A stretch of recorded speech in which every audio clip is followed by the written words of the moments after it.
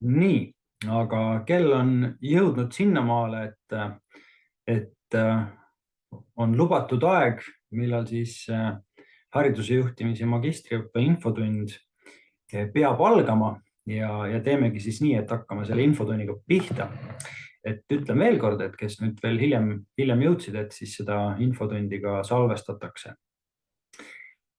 Aga mul on hea meel öelda kõigile tere tulemast. Minu nimi on Daniel Reinaru, nagu näete ka siit Zoomi aknast. Siin sellel slaidil on veel selle õppekava kuraatori nimi, professor Eve Eisenschmidt on siis hariduse juhtimise õppekava kuraator. Teda täna hetkel siin ei ole, aga tegelikult ei ole nagu õppekava poole pealt mina siin ka täna päris üksi, vaid meil on üks külaline veel, et selle külalise juurde tuleme siis mõne aja pärast juba hiljem tagasi, et jäägu see siis veel üllatuseks.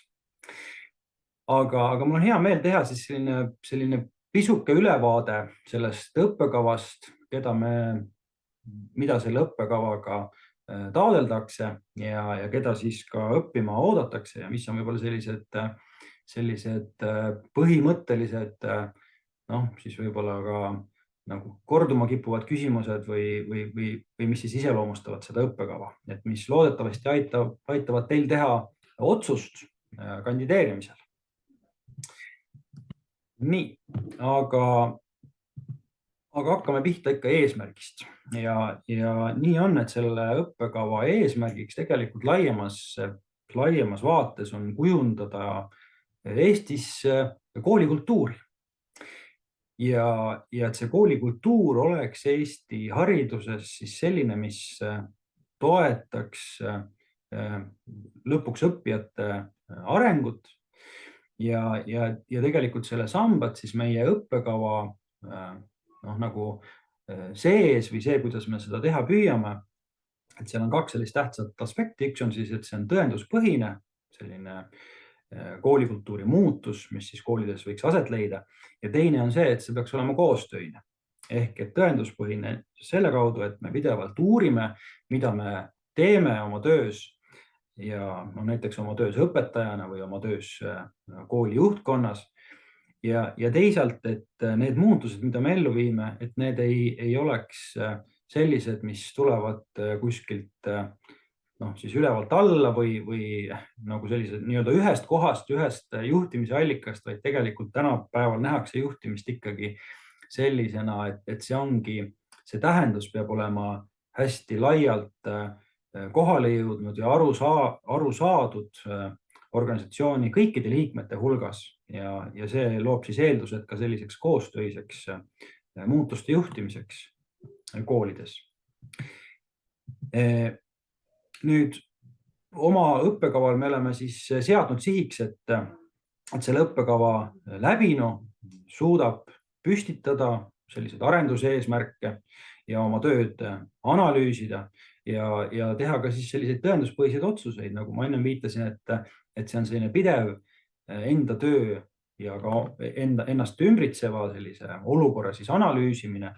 See on see tõenduspõhisus, et me kogume tõendeid ja mitte ei otsusta selle järgi, mis tundub hetkel, et oleks paslik teha, vaid kuigi need on ju ka andmed, eks ole, aga suundume ikkagi sinna poole, et kus me neid andmeid, kus me seda teadmist veel leiame, et need otsused, mis sünniksid, oleksid siis, nimetame neid tõenduspõhiseks. Ja need ei ole ka ainult andmed, mis tulevad siis meie enda tööst, vaid hästi oluline on loomulikult, kuna ikkagi tegemist on ülikooliga, siis see, mida on teaduses erinevate asjade kohta leitud. Nii et need kaks asja nagu koos moodustavad selle tõenduspõhisuse, ühelt poolt siis see teadus ja teiselt poolt selline oma praktika kohta andmete kogumine, selle oma konteksti kohta andmete kogumine. Ja loomulikult peab ütlema, et lõpuks meie eesmärk on ju ikkagi kujundada sellist sarnase mõtteviisiga inimeste kogukonda. Et mitte see, et kõik õppekava läbinud peaksid hakkama ühtemoodi mõtlema ja kuidagi oleksid ühe vormi järgi nagu vormitud, et kindlasti mitte seda, aga võib-olla kõige parem on seda mõista nii, et nendel õppekava lõpetanutel on mingisugune ühine, nad on mingisuguses ühises mõisteväljas või keeleväljas, et kui me räägime hariduse teemadest, et me siis valdame, me teame juba mingisuguseid olulisi autoreid, kes seda teemat uurivad ka laias maailmas, eks. Ja me teame, meil on nagu mingisugune ühine common ground inglise keeles, eks ole, või mingisugune ühine selline mõisteruum ja arusaam nendest asjadest, et me saame omavahel hästi suhelda ja seal juures on tegelikult muutubki rikastavaks see, kui meil igalühel on ka natukene selline oma nii-öelda mingisugune lisaväärtus või mingisugune aspekt, mingisugune oma huvi selle sees, et nii see kogukond muutub ka üksteist täiendavaks. Ja õppima ootamegi siis väga laias vaates neid, kes soovivad olla selliste muutuste eestvedajad haridussüsteemis, et see selline suur koolikultuur sellise laia mõistena, et see muutuks üha rohkem siis õppija arengut toetavaks ja muutus, see on midagi, mis on juhtimisega alati seotud, et tegelikult me elamegi pidevalt ühes muutuses ja seetõttu juhtimine ongi pidevalt üks muutuste juhtimine. No sellelt õppekavalt ei tule kindlasti ainult, ütleme, see õppekava ei ole mõeldud ainult siis koolijuhtide ettevalmistamiseks, vaid me näeme siis just seda juhtimise aspekti või tegelikult ka, ütleme, teaduskirjanduses tuuakse välja seda, et õpetajad kui eestvedajad või selline igaühe roll juhina on viimastel aastakümnetel muutumas tohutult palju olulisemaks. Ja see, et tegelikult see juhtimise allikas seal ühes organisatsioonis ei pruugi üleüldse olla alati väga formaalselt nagu tuvastatav isegi, et tegelikult me räägime juhtimisest nagu sellises laias võtmes, et ka õpetajal on vaja sellist juhi vaadet, et tegelikult mõista, kas või kõige lihtsamalt võttes ka seda, et miks juhtkond ühte või teist asja otsustab või kuidas neid otsuseid tehakse. Et tegelikult esmane on võib-olla see mõistmine või arusaam, aga loomulikult me püüdleme sinnapoole, et tegelikult tahame nagu julgustada selle õppekava läbi, et igaüks saab võtta vastutust ja saab panustada ja see kooli arendus kui selline on tegelikult igaühe asi. Et see ei ole ainult siis selle kooli direktori asi nii-öelda või siis õppejuhi asi. Ometigi loomulikult see õppekava tahab anda head nii-öelda teadmised, oskused ja ka kujundada hoiakuid selleks, et hiljem töötada ka haridusasutuse juhtkonnas või siis juhina. Ja siin on toodud välja ka, eks ole, et sellise spetsialistina või haridusametnikuna, et loomulikult üha rohkem omandab olulisust ka täpselt sellised näiteks KOV-i tasandil haridusvaldkonna spetsialistide teadmised ja oskused ja arusaam sellest sisulisest tööst, mida tegelikult koolides tehakse. Nii, aga meie õppekaval on siis 3 sellist peamist, võiks öelda sammast. Et kuidas me seda kõike üritame saavutada siis iga uue lennuga. Ja siit vasakult vaatama hakates ülevalt alla, et see esimene on siis õppimisalane pädevus. Et meie veendumus on see, et ükski juht ei saa juhtida protsessi, millest ta tegelikult sisuliselt aru ei saa. Mis tähendab, et tegelikult ka juhi tasandil või võtame kas või selle näiteks kooli direktori näite, et ka direktori tasandil peab tegelikult olema hästi hea arusaam sellest, mida õpetaja klassis teeb, mis on see õppimine, mida see protsess endast kujutab. Ja see loob omakorda, eks ole, koolis selle sama juhtkonna ja õpetajate vahel sellise elementaarse usaldusliku suhte, et ka nemad saavad olla samas keeleruumis ja rääkida samadest asjadest. Siis teine on ilmselgelt juhtimisalane pädevus.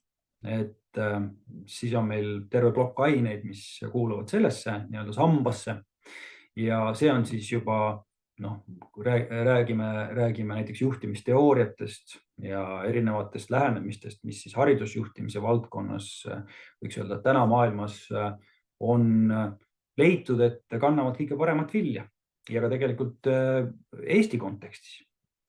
Ja kolmas suur sammas on siis uurimisalane pädevus. Ehk et kui ma siin seda tõenduspõhisust olen juba mitmel korral maininud, et võt selline uurimise oskus, ühest küljest selleks, et teha ära ikkagi siis ka magistritöö lõpuks, aga teisalt on see midagi, mis ka tulevases töös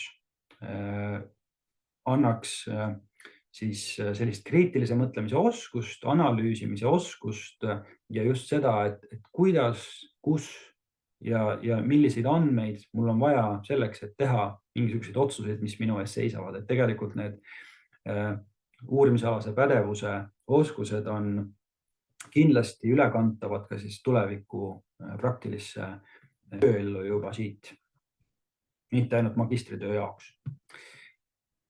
Ja võib-olla veel selline õppekava selgroog, eks, et kuidas see kõik siis kokku tuleb, et me näemegi, et kui haridusasutuse põhiprotsess on õppija areng ja õppimine, et ühest küljest, mida siis juht peab tegema, on see, et juhtima tugiprotsesse selle heaks, et see põhiprotsess saaks toimida. Ja teisalt siis peab toimuma selline pidev õppimisprotsessi arendamine, et võikski öelda, et selline tsirkulatsioon nagu siis esindab või väljendab seda pidevat muutust, milles me siis ka haridusasutuses tegelikult elame. Siis meie õppekaval siin on selline visualiseering erinevatest moodulitest ja nagu te näete, siis siin kõik nüüd ideaalselt nagu punktide poolest ja suuruse poolest omavahel nagu sellises suhtes ei ole, aga üldjoontes, et magistritöö on hästi olulise rolliga meie õppekaval ja siin ka päris ja koos praktikaga siis moodustavadki nad juba 30 EAP-d, eks ole. Aga oluline on selle roll ka selles seetõttu, et nüüd juba esimese aasta teisest poolest me ikkagi hakkame tegema vaikselt tööd selle sama magistritöö nimel ja me tegelikult soovitame mõelda ka sellele, et praktika ja magistritöö oleksid omavahel kuigivõrd seotud, et kui üliõpilased hakkavad ikkagi ennast valmistama või neil tekib mingisugune fookus, milles see magistritöö võiks seisneda, mis on see probleem, mida nad tahavad oma tööga lahendada, siis tegelikult, kui nad sisse loevad ennast sellesse teemasse, et siis see toetaks nii seda praktikat kui siis ka magistritööd. Et osadel üliõpilastel need on hästi tihedalt omavahel seotud, et see praktika näiteks ongi magistritöö jaoks siis mingisuguse sekkumisfaasi läbiviimine oma koolis või siis näiteks andmete kogumine siis selle magistritöö jaoks, et nad on omavahel hästi otseselt seotud. Mõnedel võib-olla vähem, nii et see üldtemaatika on sama, nad loevad ennast sisse samasse teemasse, aga praktika ikkagi on nagu üks asi ja magistritöös otseselt seal nagu midagi kasutada. Aga jah, et üsna varakult juba hakkame suunama ja nagu aitama seda teemat ja fookust leida. Ja seetõttu on see ka hästi oluline meil siin sellel õppekaval. Ja siin näete siis teiste selliste plokkide mahte ka, et üks selline väike võimalus veel, mis on lisaks, on siis ka välispraktika võimalus, et seda ikkagi igal aastal keegi tudengitest on kasutanud. Ja siis võib-olla mõned näited ka nendest ainetest ja inimestest, kellega te ühes või teises kohas kohtute, et siis kõigepealt see õppimisalane pädevus või see esimene sammas, millest ma rääkisin, et siin on, selles sambas on siis 3 ainet ja siin on meil Anneli Veisbak andmas ainet nimega tunnetusprotsessid õppimise ja õpetamise kontekstis, mis on kohe esimesel semestril, siis teisel semestril Grete Arro ja Kati Aus siis aines motivatsiooni ja emotsioonide õppimise ja õpetamise kontekstis, kus tuleb siis juttu peaasjalikult erinevatest motivatsiooniteooriatest ja kuidas nendest abi saada või kuidas need toetavad ka juhtimisel, et kuidas nendest lähtuvalt on võimalik siis otsuseid teha. Ja sotsiaalemotsionaalne areng on siis selline aine, kus siis Elina Malleus-Kotšakarov käsitleb just sellist, mis on ka oluline juhtimise juures, sotsiaalne-emotsionaalne pädevus, et kuidas me siis emotsioonidega endas hakkama saame, kuidas teistes, kuidas me neid ära tunneme ja selline suhete juhtimise valdkond on ju juhtimise puhul tohutult oluline, et võib-olla see nendest ainetest keskendub kõige rohkem sellele. Siis juhtimisalase pädevuse ained on meil tõenduspõhine juhtimine ja haridusasutuse juhtimine. Tõenduspõhises juhtimises siis Kätlin Vanariga kohtute, haridusasutuse juhtimises professor Eve Eisenschmidt ja mina ja õppimiskultuur ja juhtimine, mis on siis teise semestri aine, siis seal Joosep Norma. Et need on siin sellised ained, siis, mis kohe esimesel õppeaastal teid ootaksid, ja ka nüüd uurimisalase pädevuse ained on muidugi sellised, mis tulevad pisut hiljem, et need hakkavad alates teisest semestrist meie õppekaval siis pihta ja seal on näiteks uurimistöö alused, on siis teadur Piret Oppi, Anna-Liisa Jõgi on siis kvalitatiivsed ja kvantitatiivsed meetodid, kuigi seal on ka külalisõppejõude selles aines tavaliselt olnud ja siis päris lõpus selline finiši aine on magistritöö seminar, kus siis on Mikk Randström, kes on tegelikult ka nüüd juba teadur, et siin on väike viga sees selles slaidil. Ja siin veel võib-olla esimene semester tasub meil pilk peale visata, et kuidas need ained siis nii-öelda nominaaljaotuse põhjal välja näevad, et tegelikult mida siin varasematel slaididel nüüd ei olnud, et meil on ka siis valikaineid ja siin ongi näha, et näiteks esimesel semestril on kohe võimalik siis teha siin üks valik andragoogika ja jätkusuutliku mõtlemise toetamise ainete vahel. Aga nende täpsemate nominaaljaotuste plaanidega te saate tegelikult ise ennast kurssi viia ka, et kui te lähete neid õisi vaatama, siis sealt on võimalik neid täpsemalt juba näha. Et siin on teine semester ja kolmas semester, siis siin on ka ainetest mõned, mida me juba varasemalt vaatasime ka. Ja neljandal semestril on meil nominaaljaotuse järgi, nagu ma ütlesin, et see magistritöö hästi olulise rolliga, et tegelikult siis ongi, see on nüüd see semester, kus siis on ainult magistritööle keskendumine. Aga samas et me alustame sellega juba ikkagi märksa varem selle peale mõtlemisega. Ja võib-olla mõned näited ka sellest, et millised need magistritööd siis on, et meil on olnud tavaks nüüd juba päris mitu aastat, et magistritöid kaitstes ja ka sellistel konverentsidel näiteks, kui meil on mingisugused traditsioonilised konverentsid tudengitele siis esitledes, siis me kasutame sellist postri formaati. Ja nagu te näete, siis see on tegelikult, siin on seda infot päris palju näiteks selle postri peal, et see on samamoodi üks väljakutse mahutada ära väga palju infot ühele postrile, nii et see oleks ühest küljest arusaadav võõrale vaatajale, teisest küljest oleks võimalik ka selle põhjal esitleda seda tööd sisuliselt.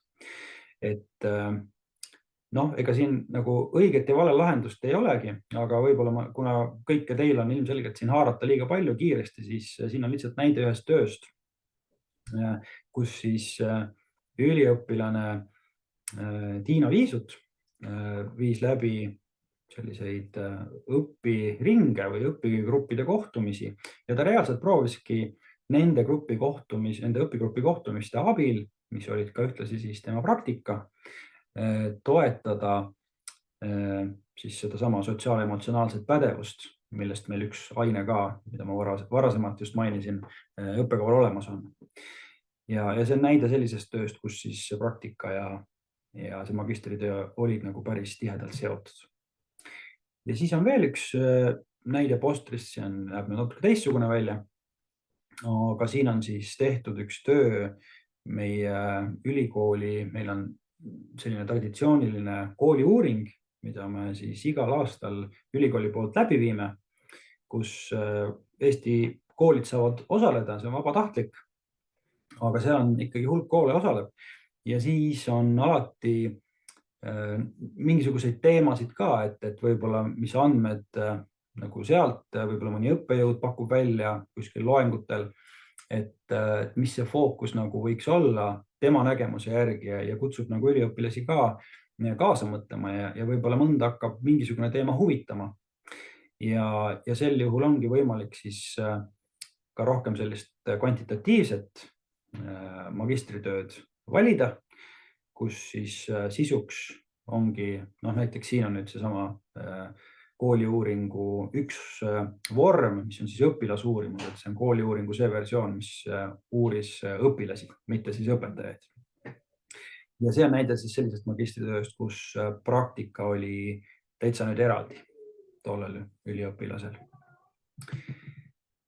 Nii, aga mis seda eriala, nüüd kus see nagu ring on peale tehtud, et mida on oluline arvestada ja esiteks, et see on koormusega, olulise koormusega õpe ja oluline küsimus on mõelda, et mida sa oma praegusest tööelust välja jätad. Et seda me oleme alati pannud kandideerijatele südamele, et tegelikult näiteks inglise keeles lugeda teadusartikleid, see nõuab harjumist ja see võtab esialgu päris palju ikkagi pusimist ja aega ja et nendest sisukalt aru saada, siis see vajab tegemist, et see päris kohe lihtsalt ei pruugi tulla ja seda aega peab siis millegi arvelt võtma. Ja õppe meil toimub reeglina 2 kuni 3 nädalat või 2 kuni 3 nädalal kuus, et me üritame siis tunniplaani planeerida nii, et need oleksid neljapäeval ja reedel ja vahel harva ka laupäeval. Et õppekaval on olnud aegasid, kus need loengud on olnud nädalavahetustel, laupäeval ja isegi ka pühapäeval. Aga et tegelikult ühesõnaga praktika on näidanud, et see ei ole andnud häid tulemusi, sellepärast et tagajärjeks on olnud ikkagi see, et on väsinud nii õppejõud kui ka üliõpilased. Et lihtsalt täis sellise tava elurütmi kõrvalt seda õpet veel juurde pannes, et ma teen kõik muud asjad esmaspäevast reedeni ära ja laupäev, pühapäev siis tuleks ja õpiks. Et nii ei ole jätkusuutlik olnud. Ja seetõttu me pigem ütleme ausalt, et muust elust on vaja midagi ära jätta selleks, et keskenduda sellele haridusjuhtimise magistriõppele ja seetõttu siis need päevad on neljapäev ja reede. Nüüd alati loomulikult ei ole nii, et need päevad on pikad, et see võib olla mõnel päeval võib-olla ja sõltub hästi palju ka nendest näiteks valikutest, mida te valikainete puhul valiksite, kui te õppima asuksite. Et need on kuigivõrd sellised ka nagu ise kujundatavad ja erinevad siis erinevate üliõpilaste vahel. Aga meie omalt poolt oma õppekava aineid sätime nendele neljapäevadele ja reedetele. Nii, ja see teksti tuleb lugeda inglise keeles juba ütlesin ka, et tõesti eestikeelseid artikleid, teadusartikleid on ka, aga midagi ei ole teha. See, mis toimub ingliskeelses keeleruumis, seda on lihtsalt niivõrd palju rohkem ja elu käib seal ja oleme igal juhul eesti keele poolt. Aga mõnes mõttes see haridusjuhtimise magistriõppes valmistab ka neid lõpetajaid ette just sellisteks spetsialistideks, kes tulevikus suudavad seda ingliskeelset teadmist tuua siis selleks eestikeelseks või tuua siia Eestisse ja selleks, et ülejäänud haridusinimestel oleks võimalik sellest midagi teada saada. Et seetõttu on see inglise keel hästi oluline meie õppekaval. Ja meil on selliseid ühiseid loenguid, siin on välja toodud Helsingi ülikooli ja Hollandi tudengitega ja meil on siis ka selline traditsiooniline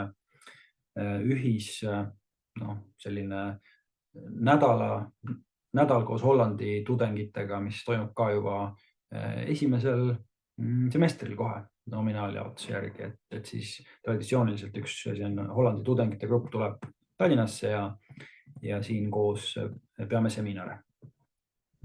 Nii et inglise keel ja kui te keegi olete võib-olla juba teinud seda testi ja võib-olla mõned ei tea, et ma soovitan minna kodulehele ja just sellised küsimused või korduma kippuvad küsimused, mis tavaliselt on, et nende põhjal me oleme pannud kokku sellise testi ja tee test ja saa teada, kas hariduse juhtimise õppekava sobib sulle. Et seal ei ole õigeid ja valesid vastuseid, aga pigem see on mõeldud siis nagu enda hetkeolukorra kaardistamiseks ja nii-öelda järelemõtlemise initsieerimiseks, et kas ja kui hästi tänaste kohustuste ja võimaluste juures sulle see eriala sobiks ja milliseid mööndusi või selliseid muutusi sa peaksid võib-olla siis ette võtma. Ja ilmselt te olete kursis ka tähtsate kuupäevadega, et need on meil ka kodulehel üleval. Aga siin siis ka markeerin ära võib-olla, mis on oluline või eriline meie õppekavale kandideerides, et jah, meil on sisseastumistest, mis ei ole siis ainult meie õppekava oma, aga see on see arvutiklassis tehtav test ja selle põhjal siis ühesõnaga seal on siis lävend ja selle põhjal saavad siis erialasele vestlusele nagu paremad, kes on selle sisseastumistesti läbi teinud. Erialane vestlus, mis toimub siin 7. juulil. Ja siin on jah, sellele tahtsin ühesõnaga tähelepanu juhtida, et see üks A4 kirjalik probleemi püstitus, et seda saate ka nüüd täpsemalt üle vaadata kodulehelt, et kui praegu meelde ei jää, aga seal me palume siis ühel A4-l avada ühte praegu aktuaalset hariduse probleemi. Ja see on sellises esseelikus vormis ja oluline on seal, et mitte lihtsalt ei räägiks nii-öelda oma tunnetuse järgi, kuigi see on ka oluline. Et seda seal võib sees olla, aga mida me ootame on see, et seal oleks seotud see jutt ka teadusviidetega, et te viitaksite erinevatele allikatele ja kui me siit edasi lähen nüüd mõne slaidi, siis siin on vastuvõtu kriteeriumid, kuidas me seda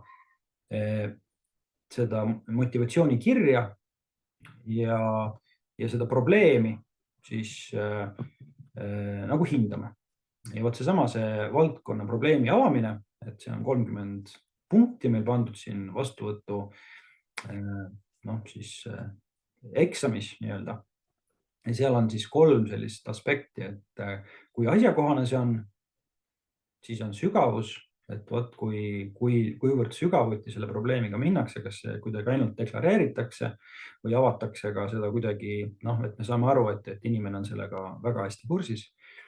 Ja siis see teaduspõhisus, see on nüüd see, et te näitate, et te oskate toetuda vähemalt 3 asjakohasele allikale. Ja siin ongi nüüd hea, et vaadata ka näiteks õpetajate lehest kaugemale, et näiteks võtta appi Google Scholar ja leida ka võib-olla sealt mõni hea teadusallikas, mis siis võiks selle probleemiga hästi haakuda või selle avamist kuidagi toetada. Siis motivatsioon, kus siis me hindame, et nagu te näete, see motivatsiooni plokk on siis natukene lühem ja see on siis vestluse põhjal. Ehk siis kuidas te põhjendate, et te olete huvitatud seda õppima asuma sellele õppekavale ja kuidas te tunnete, eks ole, õppekava olete vaadanud kursis erinevate ainetega või ilmselt küsitakse, näiteks milline on kõige huvipakkuvam loeng, mida sa ootad või midagi muud sellist. Et loomulikult keegi ei eelda, et teil on terve see nominaaljaotus pähe õpitud, et seda ei maksa muretseda. Ja selle motivatsiooni ploki puhul on kõige olulisem siis see ajafaktor, et millele ma nüüd olen ka tähelepanu juhtinud, et kindlasti küsitakse teie käest, et kuidas te olete mõelnud oma aega ja elu ümber korraldada, et teile mahuksid need neljapäevad ja reeded igapäevasesse või iganädalasse elurütmi ära ja need õpingud, et kus te peate siis valmistama ette mingisuguseid kodutöid ja nii edasi. Et selle aja kohta küsime. Nii, aga meil on enne, kui küsimuste voor tuleb, siis meil on üllatuskülalisena on siin Karena, kes on teiselt kursuselt. Nii et võib-olla teemegi nii, et ma küsin kõigepealt Karena käest paar küsimust ja siis on kõigil võimalus küsida küsimusi nii minult kui Karenalt, sellepärast et mina olen nüüd rääkinud õppekava poole pealt, aga Karena saab rääkida siis selle poole pealt ka, et kuidas tudengina see õppekava on paistnud ja paistab endiselt. Aga võib-olla Karena, sa kohe sissejuhatuseks saadki peegeldada, et kas ja kuidas sa tunned, et sinu professionaalset arengut on see õppekava toetanud? Ja teine kindlasti põletav küsimus on siis see, et milliseid ümberkorraldusi oled sa enda elus pidanud tegema, et kuidas nende ikkagi see õppekava ja õppimine on ju väljakutse, et kuidas sa sellega hakkama oled saanud ja võib-olla oskad mõned soovitused ise ka öelda. Aga palun. Ja aitäh, Daniel. Et rõõm on olla siin teiega ja jagada siis seda kogemust, et tõesti Daniel ka mitmeid kordi mainis, et kui oluline on see nii-öelda see aja planeerimine ja selle õppe mahutamine enda tavaellu, siis mina tõesti saingi enda tööandjaga kokkuleppele, et alandasin nende töökoormust, et mahutada siis need neljapäevad ja reeded sinna nädalaplaani. Ja kindlasti mainin ka seda, et hästi oluline on käia tõesti nendes loengutes kohal, sest see põhiõpe toimub seal.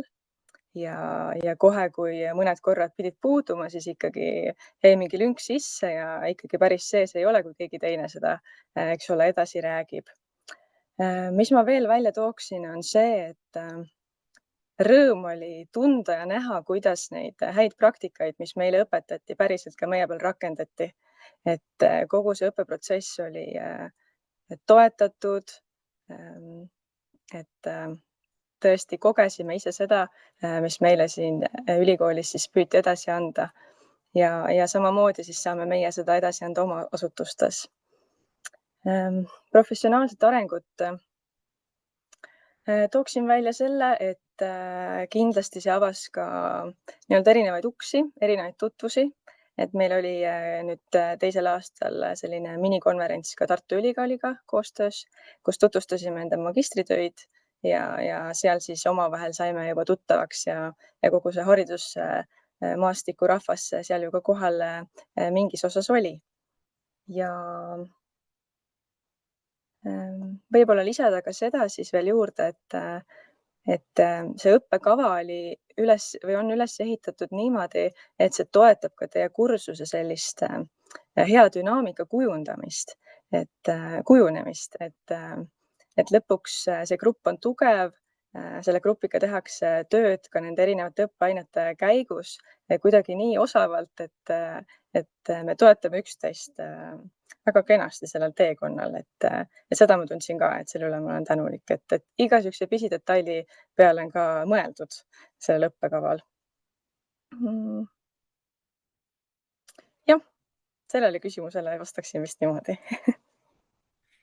Ja väga hea, et tegelikult ma tahtsin juurde lisada ka seda, et ka mina olen selle õppekava lõpetaja, vilistlane ja kui ma ennist näitasin neid, kellega te kohtute erinevates ainetes, kui te nüüd õppima tulete, siis tegelikult seal on ikkagi päris mitmed, kes on ise ka lõpetanud selle õppekava, et tõesti, olgu see võib-olla tunnistuseks sellest, et see kogukonna kasvatamine on hästi oluline siit õppekava arenduse vaatest. Ja siis on hea meel, et Karena ka nagu seda saab praegu kinnitada, et selline koos grupiga kasvamine ja et see on kuidagi teil ka hästi välja tulnud või kuidagi nagu on seda tunda olnud. Jah, Nii. ja lisaksin veel juurde ka selle, et seda tõenduspõhist mõtlemist ja kust siis neid õigeid andmeid leida, millele tugineda, et kindlasti ka seda poolt arendas see õppekava väga palju. Aitäh, aga mulle tundub, et ma igaks juhuks vaatan, jah, ega siin vist selle slaidi võib ette jätta küll. Et tegelikult nii ongi, et kui nüüd on küsimusi, siis võib küsida ja ma vaatan chatis on küsimused ja märkamata, kas keelenõuetest oli juttu juba. Mida selle keelenõude all, Triinu, silmas pead? Et see õppekava on eestikeelne muidu, aga et see inglise keel on tõesti selles mõttes nagu oluline aspekt, et ta ei ole nagu kuidagi nõudena, aga lihtsalt väga raske on, kui nii-öelda reel püsida, kui inglise keelt ei oska ja sellepärast ma seda olen siin välja toonud ka just nende artiklite lugemise kaudu ja teiste tudengitega on vaja kokku puutuda. Küll aga ma võin öelda, et meie õppekaval on olnud üsna erineva inglise keele oskusega inimesi. Et on neid, kes räägivad väga nagu voolavalt ja vabalt, aga on ka neid, kellel see on keeruline. Aga seal pigem on nüüd nagu nüanss selles, et kuidas see inimene ise on valmis, et kas ta julgeb nii-öelda rääkida nii, nagu ta räägib ja ta saab ikkagi räägitud või ta pigem ei julge seda teha. Meil oli ka üks õppeaine minu mäletamist mööda inglise keeles. Ma nüüd ei tea, kas järgmisel aastal ka samamoodi on. Jah, et valikainetest on küll, on inglisekeelsed. Ja, et tegelikult ka mina ei tunne ennast võib-olla inglise keeles nüüd kõige tugevamalt, aga samas kui mõistad ja tõesti julged rääkida, siis tegelikult saab täitsa kenasti hakkama. Siis ma vaatan järgmine küsimus, et vastuvõtu eksami kohta, kas on võimalik sooritada ka muul kuupäeval peale 1. juuli. Vot kuna nüüd see vastuvõtu test on siis siin, eks ole, mõeldud, et see juba täiendus on all ka, väga hea vastuvõtu test. Et kuna see ei sõltu nüüd ainult meie õppekavast, siis kahjuks minu lubada siin midagi ei ole. Minu teada see on ikkagi 1. juulil, aga kirjutades siis nii-öelda üldkontaktile ja ma isegi kohe ei oska öelda, ilmselt see on kuskil kodulehel olemas selle vastuvõtutesti juures, siis on võimalik selle kohta uurida, aga mu esimene vastus on see, et minu teada see on ikkagi ainult 1. juulil. Et ma tean, et seal on ebamugav on see, et see on ju laulu- ja tantsupidu on vist varasemalt või selle eelneval nädalavahetusel või selle nädala lõpus ju kuskil seal oli, et ma kohe hooga ei oskagi praegu öelda, aga et seal on omad nüansid sellel aastal nende sisseastumistestidega. Et need vestlused, mis meil siis nagu järgnevad sellele testile, neid me hea meelega viime läbi ka silmast silma koha peal, aga et pigem nende puhul ma ütleksin nii, et kui on tõesti ikkagi väga tungiv soov, et seda teha Zoomis või Meetis või virtuaalselt, et siis sellest võime siis, seda võime nagu seda paindlikkust osutada, aga samas ruumis viibides kindlasti on see kõigile palju lihtsam. Praktika kohaga on nii, et küsimus, ma igaks juhuks ütlen ka kõigile, et kas ülikool aitab praktika kohta leida või peab selleks ise valmis olema. Et reeglina on nii, et me soovitame minna, kellel võimalik, oma organisatsiooni, et kes siis tulevad väljastpoolt haridust, nendel loomulikult seda oma organisatsiooni ei ole. Sellisel juhusel me aitame kaasa mõelda, mis see võiks olla. Ja nagu ma ütlesin, et me hakkame selle eesmärgi või fookuse nimel tööd tegema päris varakult, et on kujunenud välja ka nii, et näiteks 2 või 3 tudengit lähevadki kellegi siis nende organisatsiooni või kooli midagi tegema ja teevad koos selle praktika seal. Et sellepärast muretsema ei pea, et kui ise ei tööta täna näiteks haridusasutuses, et siis ei ole kuhugi minna. Ja vahetevahel ma saan aru, et on just võib-olla soov ka minna enda asutusest välja poole, et tegema siis seda praktikat, et ka selle kaudu kuidagi kogemusi saama. Et ka see on nagu täiesti adekvaatne soov ja mõte, et sellised variandid kõik on olemas. Jah.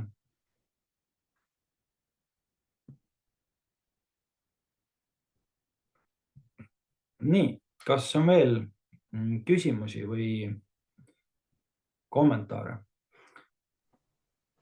Mina võib-olla jagaksin seda välispraktika kogemuse osa ka, et mina ise siis osalesin Brüsselis välispraktikal, pikaajalisel praktikal, mis kestis siis 2 kuud ja selles osas nüüd küll otsisin ise endale siis mingi kooli, mis mind kõnetas ja pöördusin siis otse siis juhi poole ja tõesti õnnestuski sinna saada ja jälgisin siis 2 kuud juhi tööd, toetasin teda, aitasin teda ja püüdsin siis sellises 3000 õpilasega koolis aru saada, et kuidas see juhtimisstruktuur seal toimib.